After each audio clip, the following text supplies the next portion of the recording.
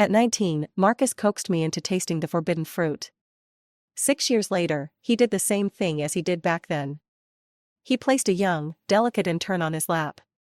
Everyone thought that even if I caught him with another woman, I wouldn't dare to say the words break up. But this time I suddenly got tired of it. On a night when the rain was pouring, I dragged my suitcase and left. After a long while, Marcus casually called, "The rain is too heavy, you can leave tomorrow instead." I didn't respond. The phone, which was pressed to my ear, was suddenly taken away. I instinctively turned around, only to be pressed tightly against the floor-to-ceiling window by him. When the call ended, Robin whispered in my ear, "Setla, it's raining so hard. Why don't you stay at my place tonight?" When I opened the door, Marcus had a young woman sitting on his lap. She wore a beige silk blouse and a black pencil skirt. The typical outfit for a secretary intern. She looked somewhat mature and intellectual, but the way she dressed made her seem naive. When she saw me, she immediately turned bright red. She tried to get off Marcus' lap, but he simply lifted his eyelids and glanced at me. His arms tightened around her. "Don't be afraid, I'm here." With that charming, roguish face. His voice was soothing and gentle. In a daze, I suddenly thought back to when I was 19. He had also coaxed me like this. He coaxed me into kissing him, into hugging him. He coaxed me into going with him to a hotel. He coaxed me, telling me not to be afraid and to trust him completely. And now, the same words, the same gentleness, were used on a younger girl. I suddenly laughed. Marcus smelled of alcohol, and there was a hazy, drunken look in his eyes. "Setla, why are you laughing?" I slowly suppressed my smile and spoke softly, "Marcus, let's break up."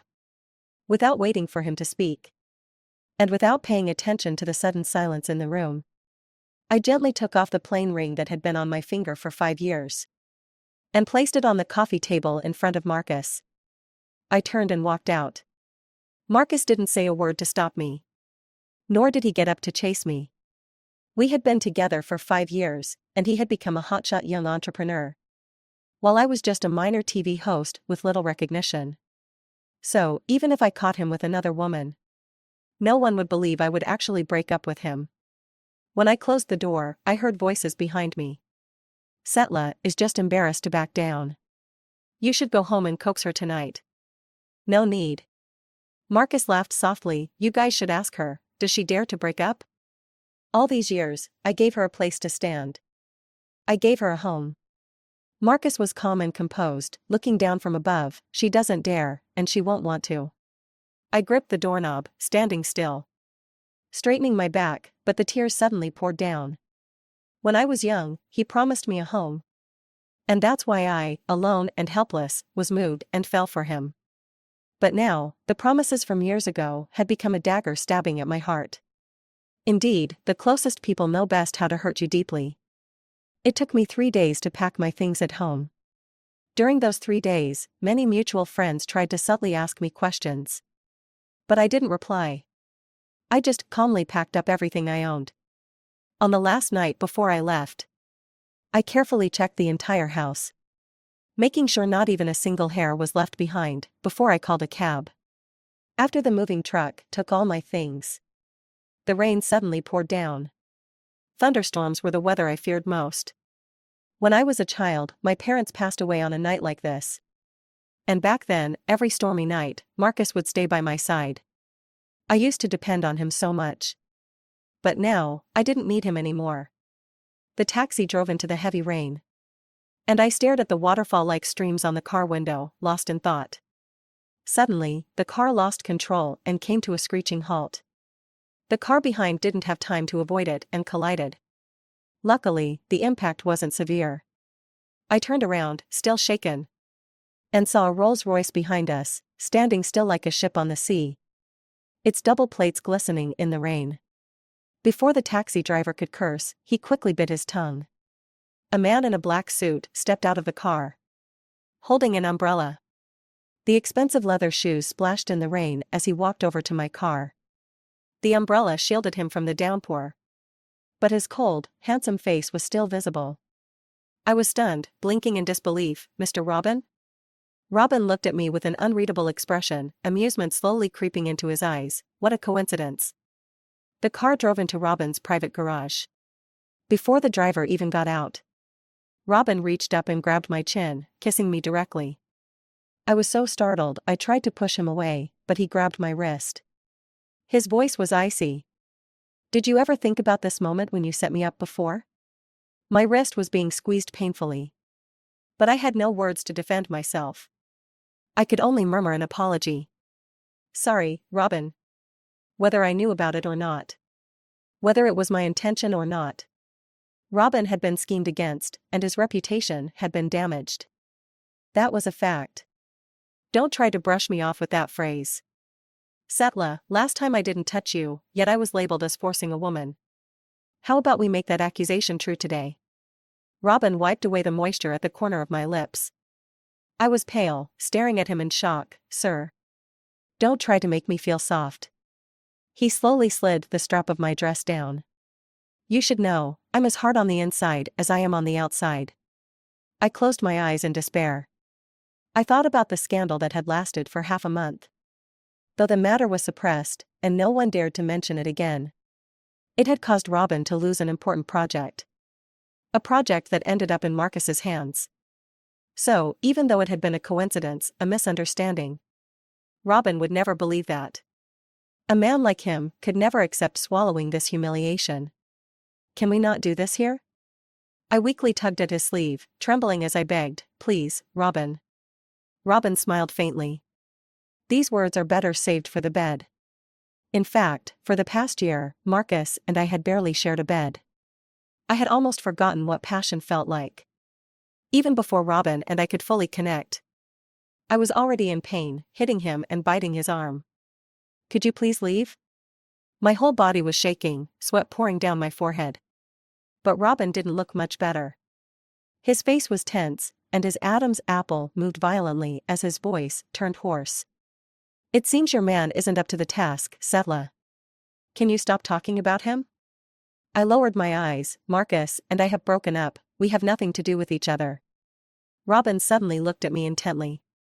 And in the next moment, he, who had been so unyielding, pulled back, retreating from me.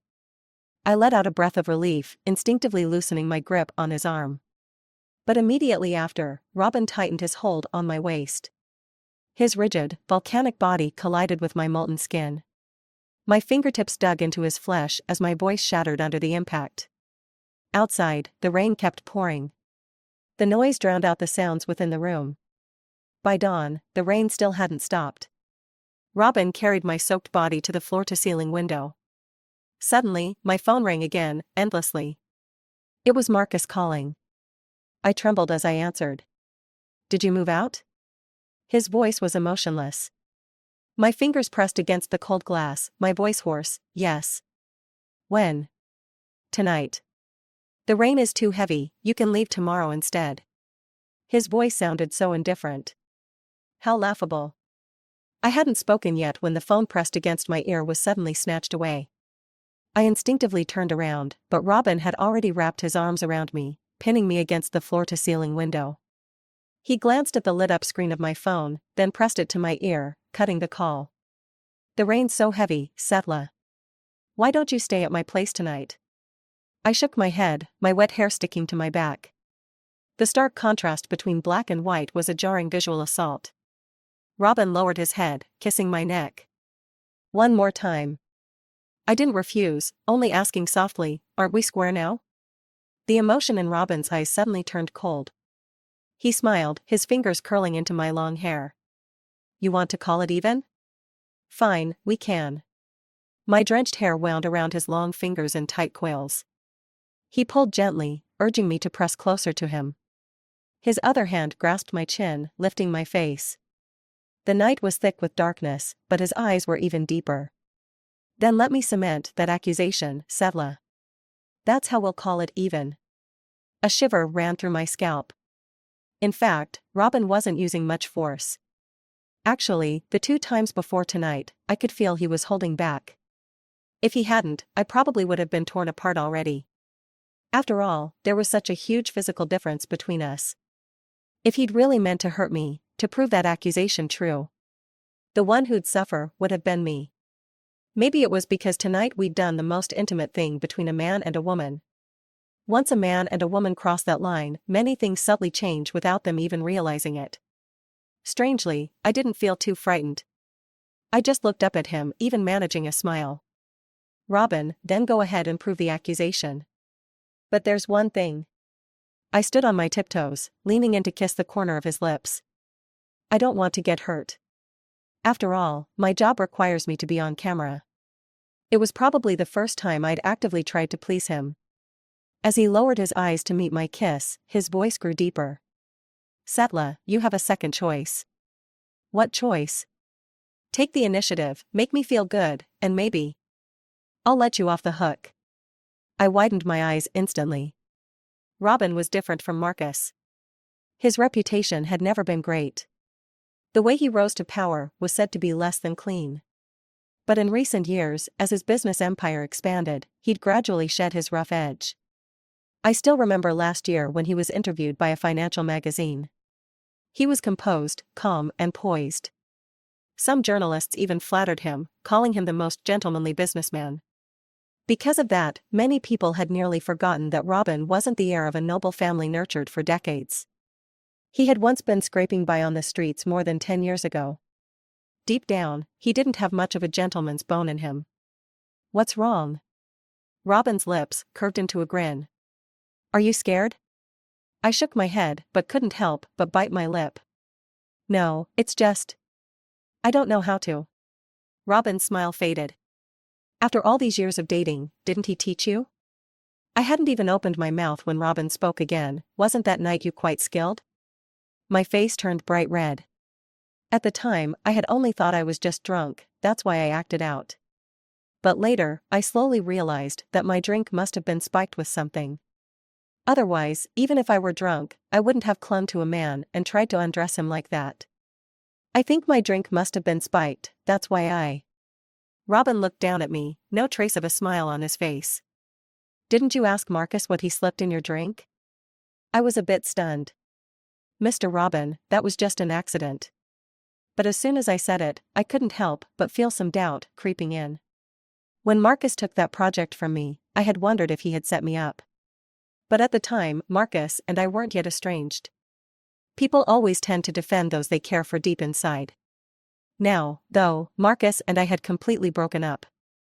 So some thoughts started to change. But then Robin suddenly let go of me. His gaze toward me was distant, filled with indifference. I'm going to take a shower.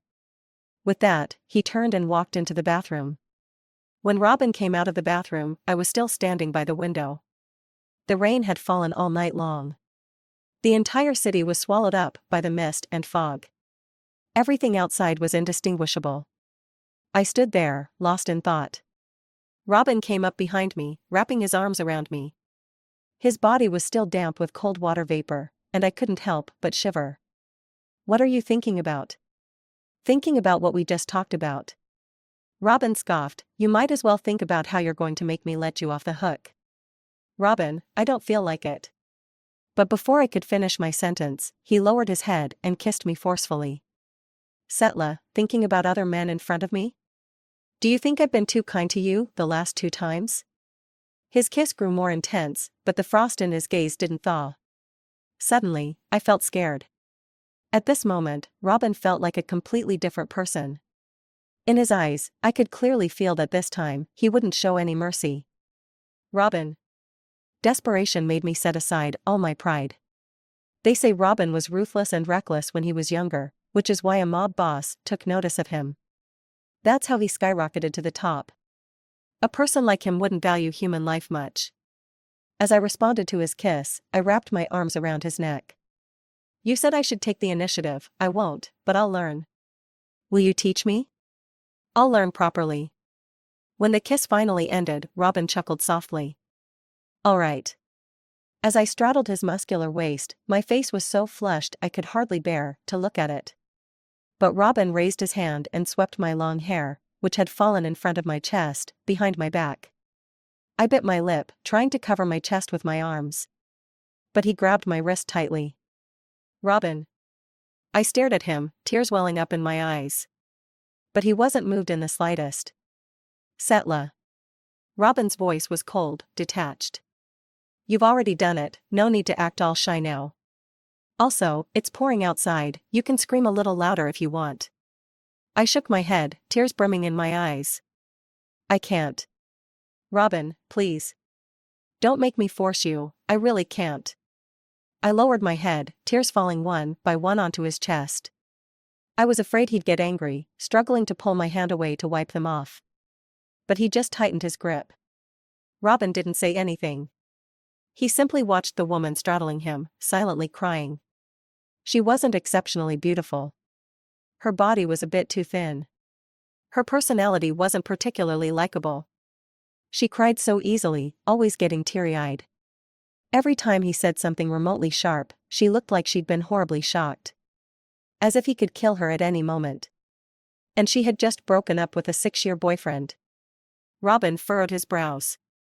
He hadn't planned to get involved with a woman like her. But absurdly, after that night, he found himself thinking about it more and more often. He thought about the way she had climbed on top of him, undressing him. About the way he'd held her wrist, stopping her from misbehaving. How her eyes had filled with tears, feeling wronged. If it was lust, there were many women who had tried to throw themselves at him over the years. And he'd seen his share of women who stripped and glued themselves to him. But he had never reacted this way before. In fact, later on, he often regretted it. That night, why didn't he just let things unfold naturally and firmly pin the blame on himself? As a result, he felt like he had become a complete freak. He had people monitoring Setla and Marcus 24/7. The moment she moved out of Marcus's house, he had trailed her like a stalker, following her car. When he took Setla away, he blamed it all on his thirst for revenge. But even though he wanted to get back at her, he couldn't help but care about her feelings and experiences. Even during those 2 previous times, he had been holding back, trying to restrain himself. He never fully let go. And still, Setla acted like she had been terribly wronged. Just moments ago, she was trying to excuse someone like Marcus, that scumbag. At that moment, he really wanted to throw her out into the pouring rain, to make her snap out of it. But in the end, he had gone to the bathroom and taken a cold shower. Robin had little respect for himself in that moment. Since he was a kid, he always believed that a man should never be controlled by a woman. This time, he definitely wouldn't soften. Yet, when Setla lowered her head and cried, his heart softened again because of her tears. Robin raised his hand. His rough fingertips gently brushing against Setla's full lips. She was small and delicate. But her cherry-colored lips were full, with a slight sensuality to them. The feeling of kissing her was incredible. It seemed like he liked kissing her more than being intimate with her. He even preferred making her cry, making her feel dirty. Why are you crying? Robin pinched my chin, forcing me to look up, but the tears kept falling. I only said a few things, and you still haven't done anything. Robin wiped away the tears at the corner of my eye. If someone didn't know better, they'd think I actually forced you. I'm sorry. I stared at him, my tears relentless. Enough. Robin suddenly sat up straight and gently lifted me off him. He grabbed a thin blanket and wrapped it around me. If you stop crying now, we'll just sleep. I stared at him, wide-eyed, still with tears streaming down my face. Frozen in place. Robin raised the corner of his lips. What's wrong? Don't want to sleep? I shook my head vigorously, then quickly closed my eyes. Robin lifted the blanket and lay down beside me. I instinctively curled up, trying to keep my distance from him. But Robin pulled me into his arms. Setla. Sleep well and don't move around. If you stir things up, you'll be the one to deal with it. Got it. I lay still, afraid to move. It wasn't until Robin's breathing steadied that I hesitantly moved, trying to ease the stiffness in my body. But just as I was about to slide out of his arms, Robin flipped over and pinned me beneath him. Setla. I told you not to tempt me. I didn't. I say you did. In the darkness, Robin leaned down and kissed me. It seemed like he especially loved kissing. This kiss was deeper, lingering. By the time it ended, I suddenly realized how deeply I had already become connected with Robin. And this time, the sensation was clearly different from the previous ones. I clutched his arm in fear. Robin. It felt too deep, and I trembled uncontrollably all over. Robin's strong arms were braced on either side of me. He leaned in, his breath brushing my ear. Has he been here? My mind exploded in shock. Tears poured from my eyes, but I couldn't tell whether it was from pleasure or from the fear of experiencing something new. Yet the fingers gripping his arm felt soft and powerless. I felt like an island being washed away by a torrential downpour, about to be torn apart by the overwhelming force. The sound of the rain was deafening. In the dim room, Robin suddenly grabbed my hand and pressed it against his abdomen. The top muscles were covered in water droplets. Setla. His voice was hoarse and low, but there was a hint of satisfaction. Look, you're more powerful than the rain outside. I felt dizzy, like a small boat on a stormy sea, drifting aimlessly. I couldn't understand his words. I only felt like my little boat was about to be shattered by the waves. This heavy rain didn't even soak me. But you've drenched me all over. Setla, what do you think should be your compensation? When I woke up again, the rain had stopped. Robin wasn't in the room. I went to the bathroom and soaked in the tub for a long time. But my mind was still a mess. After coming out of the bathroom, I turned on my phone and plugged it in. Countless messages and missed calls flooded in. A few were from Marcus. I didn't call him back, just deleted his contact information. I had taken some time off, so I didn't have to go to the station for work. The moving company had already delivered my things to my new apartment. It was less than 20 square meters, with a rent of nearly $20,000 a month. For me, it was a huge expense. Thankfully, Marcus had been generous to me over the years. And I had saved some money, so I didn't have to worry about daily expenses. The only trouble now was Robin. But when I went downstairs, I didn't see him at all. I had a meal in the dining room, and when I cautiously mentioned wanting to leave, the servants didn't stop me. Instead, they sent a driver to courteously take me back to my apartment. I thought about it the whole way, and concluded that the tension between Robin and me had likely been resolved. This realization made me breathe a sigh of relief. It was a good thing.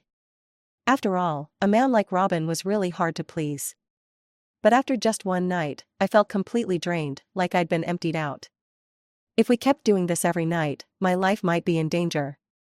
The new apartment was small, and I didn't have many things. It only took half a day to settle everything. The one-bedroom apartment was enough for me to live in by myself, although it didn't compare to Marcus's spacious mansion. Lying in my own little bed now felt reassuring. The afternoon sunlight was warm, and I didn't know when I fell asleep. In my dream, I went back to when I was 19. Marcus was coaxing me, and we snuck into a hotel room and tasted forbidden fruit. Afterward, I cried nonstop. Not just because of the pain, but because I was scared. He held me tightly, slipping a simple ring onto my finger. After you graduate, we'll get married. Tears fell in my dream. But I knew deep down those tears weren't for Marcus. They were for the naive, foolish Setla at 19. For that lonely Setla who longed for a home. After deleting Marcus's contact, he never reached out again. I had distanced myself from his circle, so I rarely heard anything about him anymore. When the holiday ended, I returned to work at the station. But then I suddenly heard some surprising news. Tiffany, another female host who never got along with me, had managed to get Marcus on her show. The whole station was in an uproar. After all, almost everyone knew that Marcus never appeared on any programs. And he never even accepted interviews. I sat at my desk, stunned. My show had been struggling with low ratings and poor performance, and almost got cancelled. At that time, Marcus had just begun to make a name for himself. Because of his handsome looks and charm, he was extremely popular. The leaders at the station tried multiple times to get him on a show or have him agree to an interview, but he refused each time. I had considered it too. I even asked him for just one interview, one that wouldn't require him to show his face. We wouldn't reveal our relationship. But Marcus turned me down as well. Now, though, he was about to appear on Tiffany's show. And he hadn't placed any harsh conditions on it at all. The questions the station prepared were quite broad, even covering the audience's favorite topic, romantic relationships. But he knew very well that Tiffany and I had a poor relationship. Since we started our internships after graduation, she had always wanted to step on me and push me down. Marcus must be doing this on purpose. I just couldn't understand why. He had moved on, found someone new. I broke up with him and moved out to make room for the new person. Shouldn't he be grateful to me? I couldn't figure it out, so I decided not to dwell on it anymore. Anyway, this was Tiffany's skill and luck. At this point, I had no other choice. I had to focus on doing my job well. But in the afternoon, I received another rejection from the agent of the newly crowned Best Actress. I wasn't surprised. After all, this show had never really gained much attention. Most of the guests they managed to invite were relatively unknown. Setla, you need to think of something quickly. This episode with Tiffany is definitely going to be a hit. Once it blows up, they'll cancel our segment without a doubt. I know. I'll think of something. If we could get Robin on the show, that'd be great. Of course, I'm probably just dreaming. My partner sighed, shaking their head. She's really lucky. Actually, the station was originally planning to cancel her segment. But who would have known she'd managed to get Marcus? Do you think something's going on between them? I thought for a moment. I heard Marcus has a girlfriend. Tiffany probably has nothing to do with him. But I was quickly slapped in the face. In the afternoon, Tiffany received 999 red roses. At 6 o'clock when work ended, Marcus's Bentley was parked right in front of the station's main entrance. Tiffany changed into a beautiful strapless dress, happily skipping into Marcus's car. By 9 p.m., I was scrolling through Tiffany's Instagram. The restaurant Marcus took her to was my favorite revolving restaurant.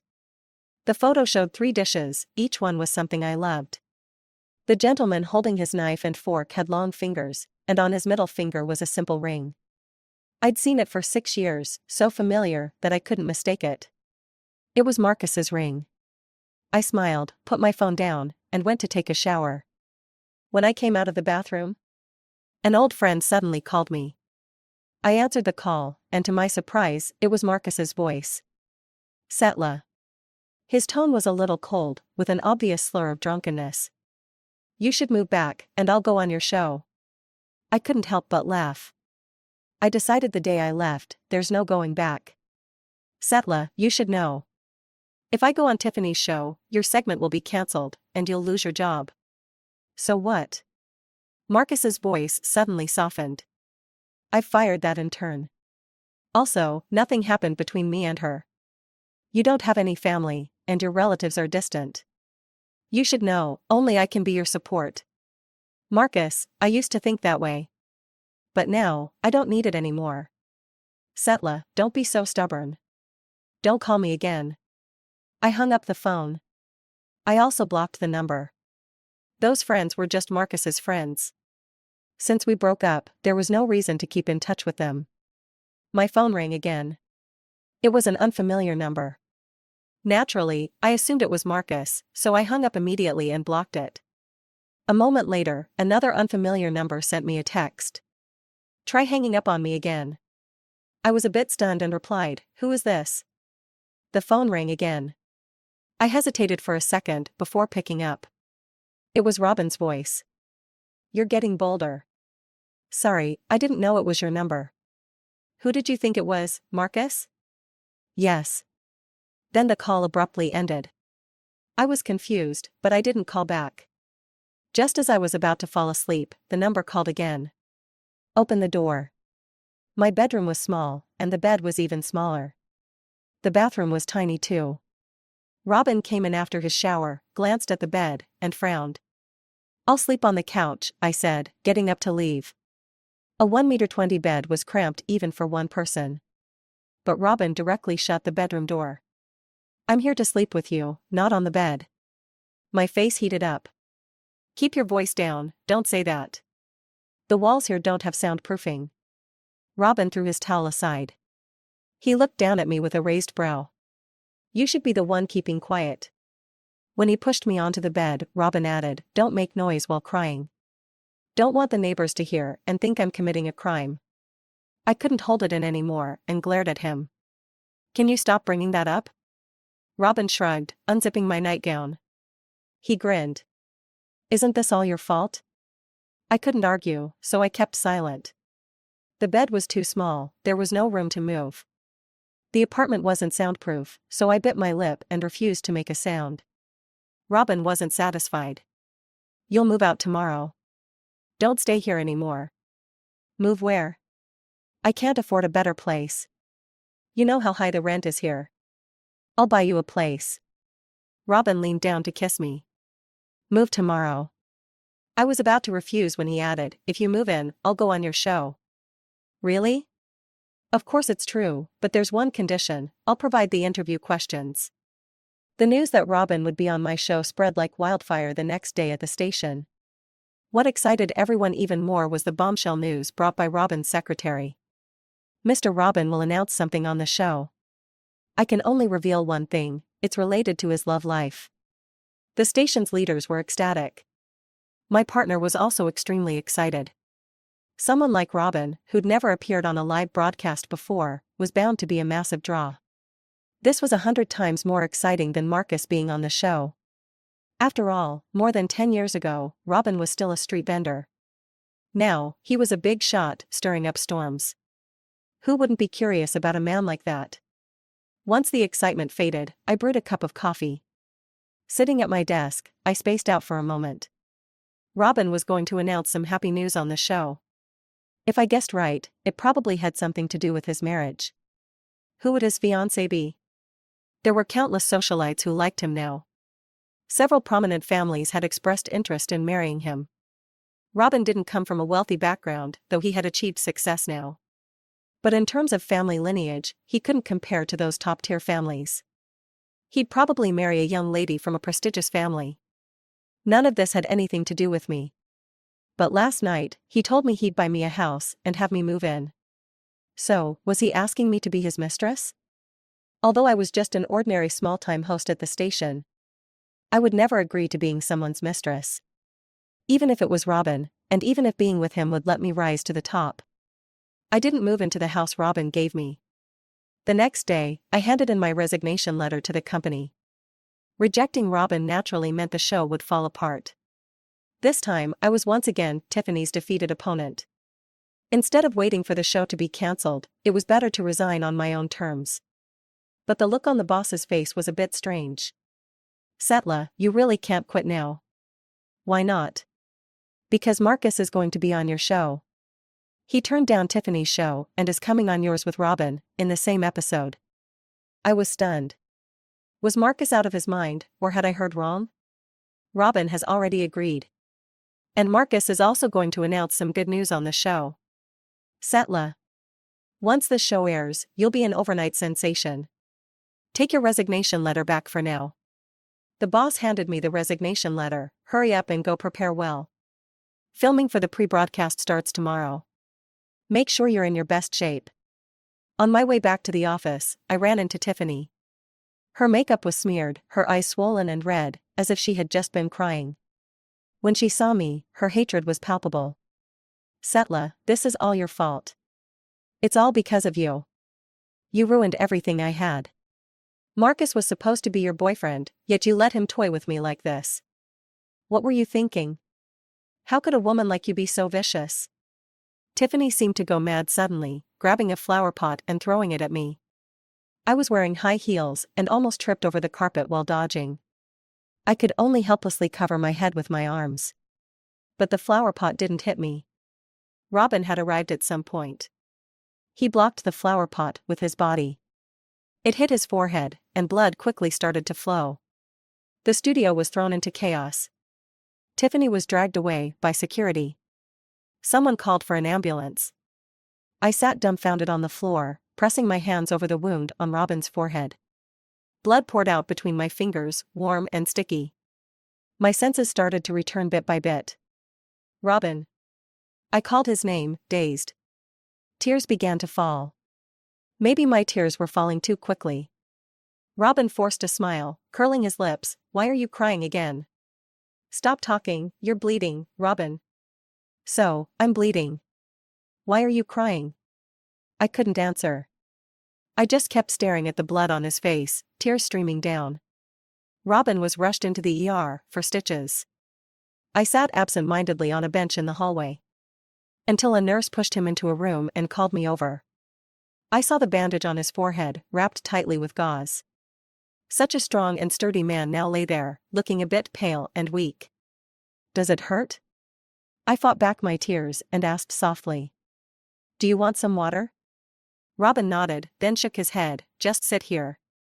I obediently sat beside him. Kiss me. What? Come here, kiss me. But you're hurt. It's just my forehead. I'll go get you some water. I stood up to leave. But Robin suddenly groaned softly. I was startled and hurried over to check his forehead.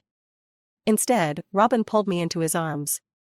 He tilted his head and kissed me, then kissed deeper and deeper, without restraint. Until I was out of breath. Why do you taste so good? Robin's fingers caressed my swollen lips. Then, he lowered his voice and said something that made my face flush. I instantly turned red, pushing him away. Don't even think about it. Robin raised an eyebrow, playfully. Not even thinking about it? Not even thinking about it. I shot him a glare. You're such a rascal. A rogue. You're not wrong. 13 years ago, I was a rogue. I'm ignoring you. Robin suddenly smiled. I'm injured. Cook me some soup tonight. Tell your housekeeper to cook it. After I said that, I regretted it. No matter what, Robin got hurt for me. I only know how to make the simplest soup. Great. I like all kinds of soup. I'll make it for you tonight. Robin smiled even more deeply. All right, then make sure it's a good one. I had the feeling his words had a different meaning, but I brushed it off. That evening, when I made him the soup, he drank 2 big bowls and then complained of dizziness, asking me to help him back to his room. I knew right away that I hadn't wronged this rogue, who was always thinking about men and women. That night, it was also my first time taking the initiative. But I wasn't physically prepared, and my stamina was lacking.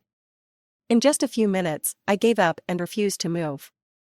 Robin wasn't upset, or maybe it was because of his injury. That night had a surprisingly gentle, almost tender atmosphere. But I really liked it. In the end, I fell asleep in his arms, completely at ease. I didn't even remember how I took a bath. The next morning, when I woke up, Robin was still asleep. I stood by the bed, watching him for a while.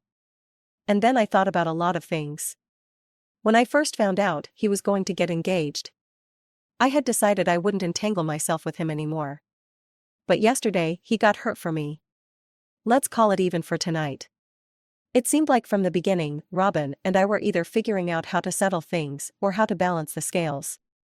But no matter what, at least it felt like we were closing a chapter. I didn't wake him. I took a shower and left Robin's villa. Tiffany was taken away by the police. She might face detention. I submitted my resignation letter again. As I was leaving the company, I ran into Marcus. Setla. He called me. Standing under the bright summer sun. He was still handsome and charming. But no longer the man I had once loved. Are you really resigning? Yes. Didn't you really like this job? I did like this job. But now, I was exhausted. Without a powerful background and unwilling to accept the hidden rules. I was just left to sit on the sidelines. And if I had to rely on a man to get ahead, I'd forever be looked down on. Better not do it. I never agreed with you working anyway. It's hard work, and the pay is low. Marcus walked up to me. Why not just be a full-time wife? When I first started earning money, I told you. I don't want my wife to go through all this hardship. Now that you've resigned, come back with me. I'll support you from now on. He naturally took my hand. As if nothing had ever happened. As if he had never been involved with that in turn. Or slept with other women.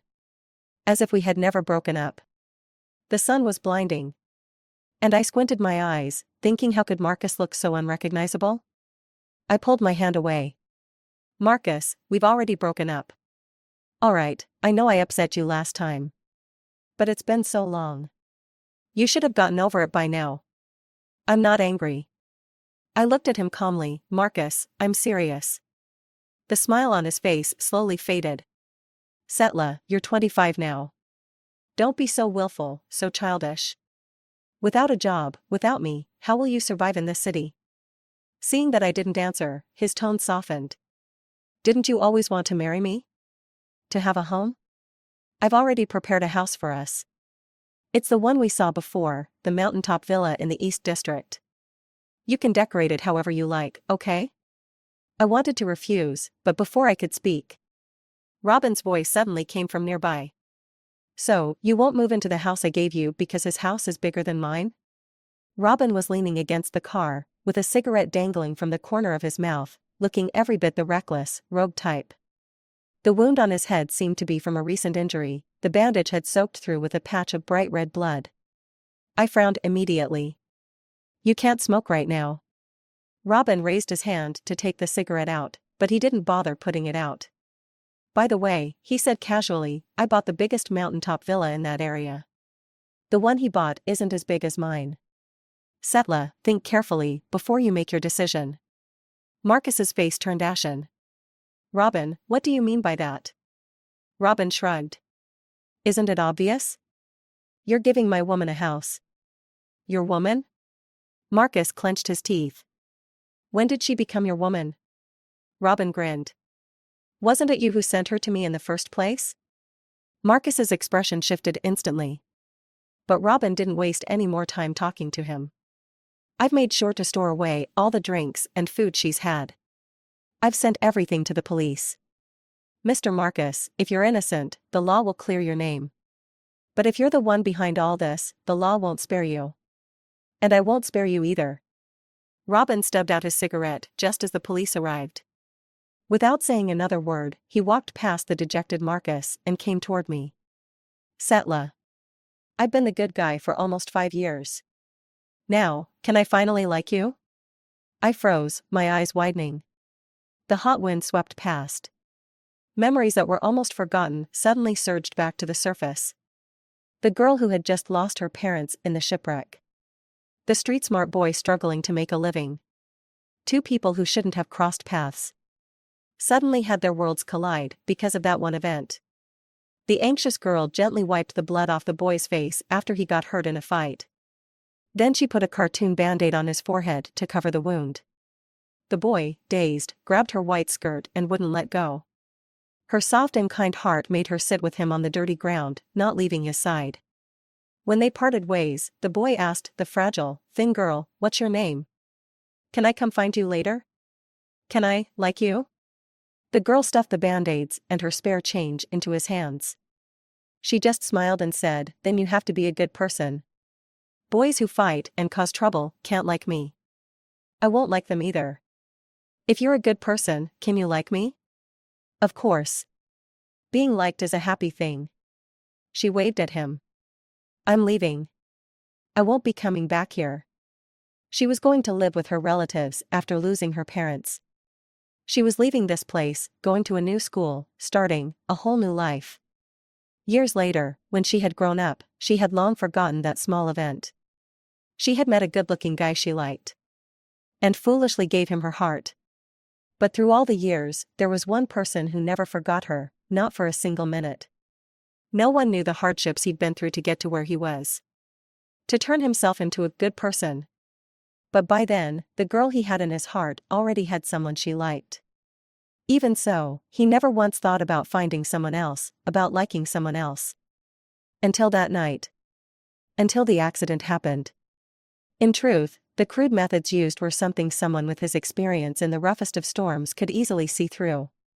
But at that moment, all he cared about was one thing. He couldn't let her get hurt. He couldn't let her be sad. So, he swallowed his pride and let it go. He didn't seek revenge on Marcus. Not until the person who had been following her told him that she was packing her things to leave Marcus's house. Not until he saw her with his own eyes, walking out with a suitcase. He couldn't wait another second. He couldn't bear to stay patient any longer. He brought her straight to his house. Is it you? The almost faded memories began to resurface, little by little. But the Robin standing before me now, with his neat hair and the tattooed arms, could never be the same boy from back then. Your tattoos. They're long gone. I didn't have money back then, so the scar stayed. Robin rolled up his sleeve, showing me his arm. There were still a few clear scars visible. Setla, you still haven't answered me. Robin's expression was deadly serious. Are you sure you're a good person now? What kind of good person acts like you? Robin furrowed his brow slightly. Setla. He took a step forward and leaned down to kiss me. You're the best when you're quiet, like this.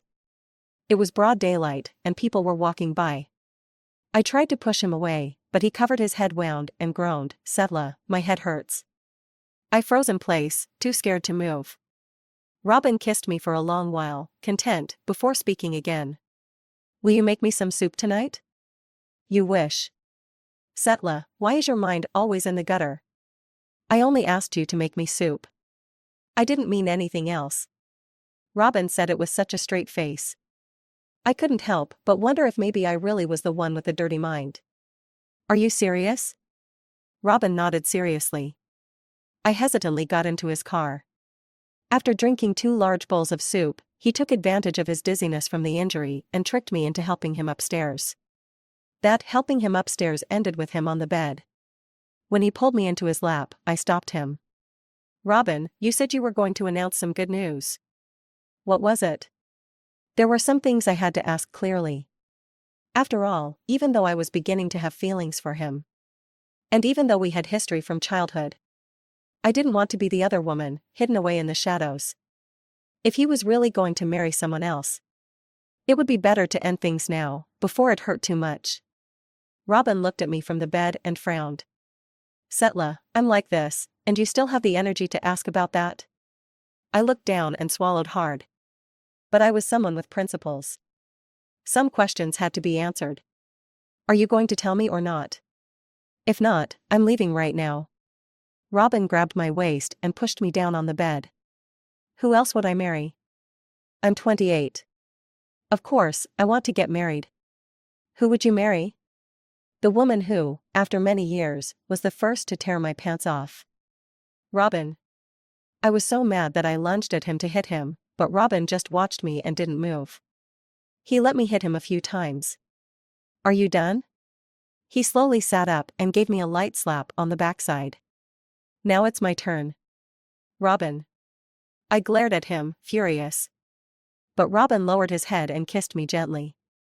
Setla, I've liked you for so many years. The end.